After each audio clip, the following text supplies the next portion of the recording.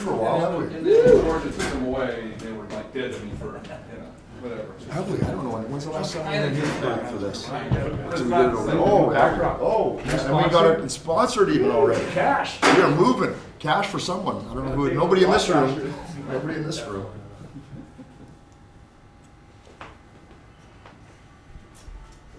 Start things off, anything you could share on Adrian Kempe's timeline from here, or where he's at in the process? They're all week to week, so I can hit that question. Sorry on everybody. They're all week to week. In terms of lineup for tomorrow, back to 11-7 or 12-6? Yeah, we haven't talked about that yet. We're not sure. We really like the way we played in Vancouver with the 11-7. That worked out well. So that'll be a discussion yet today, but I'm not sure which way we'll end up. Is Mikey or Adrian progressing, or?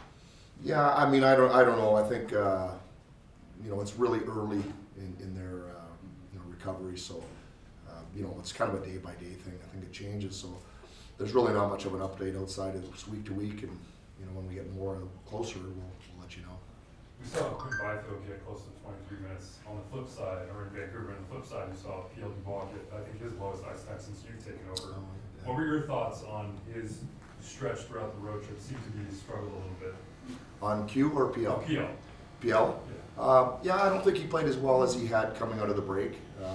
There's different reasons for that, but he's clearly a really important player for us, and especially with some of the other guys that are scoring out. So he'll get back up. That was probably an anomaly at 13 minutes for him. What are your thoughts on Turcotte so far, playing, getting first line minutes now? Right. Byfield. Well, we've liked him. If we're going to bump him up and put him on the first line with Kopi, we've liked him. He's earned that, and I thought he did a real nice job in Vancouver too. The nice part about Turk is he can play center because that's his natural position. So if Kopi does get caught up, he can play down low. If it's Q can play down low. So it really helps take the burden off Kopi, who plays so many hard minutes, penalty kill, power play. So those guys being able to do a little bit of that work helps him out too.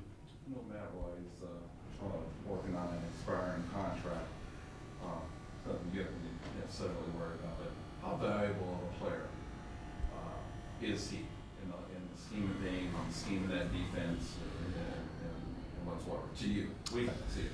Well, oftentimes people evaluate from the outside on just pure statistics. If you're not following the team closely like you guys are or coaching the team, you just kind of look at other teams, you look at the stats and try to evaluate a player that way, and that would certainly be a mistake in Royce's case. He provides so much that doesn't get noticed in the stat package at the end of the night. Defends very well, solid on his skates, physical, accepts contact, gives contact, blocks shots. So, I'm listing all the qualities that the coaches like to have in their defenseman. And beyond that, he skates so well for his size. So, he's an important player for us. And, I know what his contract status is, but there's lots of hockey left. We'll see where it goes. To have and you have a few on your club, obviously, but to have a reliable 20-minute D-man every night, shutdown guy, whatsoever, I imagine it's just absolutely essential when you're in a playoff push like you are. It is for sure, yeah, and he's done that for some time now. It's not like he's just grown into this role recently. He's been that for a long time. Those are valuable players when the games get tight like they are now, whereas we're getting closer, if everybody's trying to push for the playoffs, games get tighter. He's the type of guy you can lean on. We've talked a lot about the progress of Quentin Byfield on the ice, but in a player's career progression, they go from a rookie to a young player, and then at some point they just become a veteran. Is there anything off the ice or in practice or the way he handles himself? Is there some threshold that you've either seen or are looking forward to where Quentin Byfield stops being a young player and just starts being a veteran? The way I would look at that, because I haven't seen anything off the ice, that would deter me from saying this. I think the player does that on the ice, and he continues to earn the respect of his teammates on the ice. And so that's not one game, that's not 2 games, that's not a week. Once a player starts to become very consistent on the ice with what he brings, I think that's when the other players around him start to accept him as a veteran player over a young player. So he's starting down that path. He's got a ways to go yet, but we're seeing some real positive signs that way.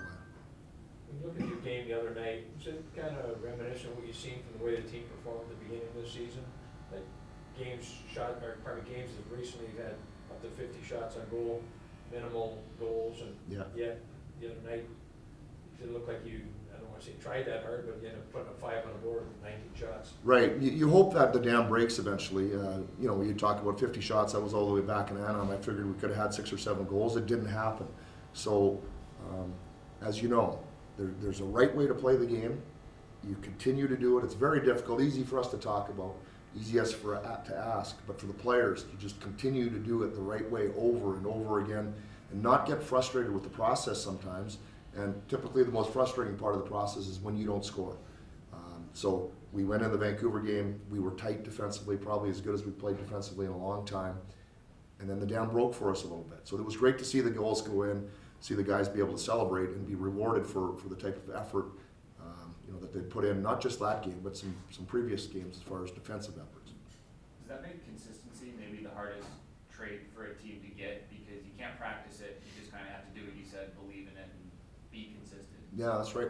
I would say it's the hardest for all of us is to be consistent. We have our good days, we have our bad days. Players get evaluated every game on their good days and bad days. So they can't have one, or everybody sees it and talks about it. So to maintain the level of consistency with the demands that are required to play, travel mixed in, all those things, is really, really difficult. So when you get that as a player and it spreads throughout the team, now you've got something. Now you're a difficult team to beat, and that's what everybody's trying to get to. But it's a challenge. A little bit of a different weekend for a team, being home on a Friday and Saturday night, not playing, and then basically have Sunday evening. I know you got a busy schedule ahead, but kind of a way to kind of recharge the battery a little bit.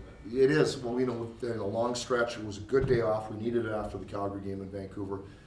Got in, had another day away from the rink. So to me, we got a chance to get our legs back under us, to freshen up. Good practice, good skate today, and now let's go again. And afternoon games, I think everybody appreciates an afternoon game. Every once in a while, it breaks up the schedule a little bit and gives you your evening. But you got to make sure you're doing your work in the afternoon to enjoy your evening. What was your go-to, breakfast when you had an early game when you were a player? Oh man, it's a long time ago. I couldn't tell you what my go-to breakfast is as a coach, to be honest. Yeah, we get pretty well taken care of. But yeah, I don't know. Whatever's in front of me, I guess I would say. For the last 4 trade deadlines, it's been a different coaching situation with the general manager. We heard Todd McClellan saying that he had conversations both with Marco Sturm in Ontario and with Ron Pike about the roster. With the trade deadline coming at the end of the week, are you having conversations with management about the situation? Maybe high-level conversations, but we're just focused on trying to get the team playing to the level of consistency that we all want. So we've talked about it, but not at great length at all. We're just again, tomorrow is a big game. We're focused primarily on just getting the team ready to go for tomorrow. Thanks, Jim. Okay. Thank you. Thank you, Jim.